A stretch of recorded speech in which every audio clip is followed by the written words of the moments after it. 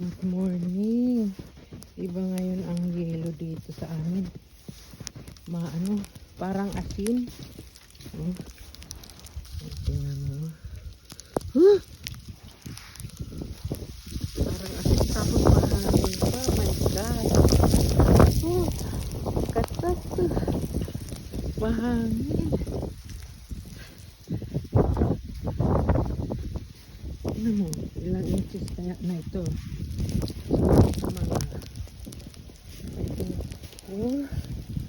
Yan, lahat yung kapag-ligira namin. Pero hindi pa naman natatalong ang lahat ng ito. Ang kotse. Ay, naku, papasok na ako guys.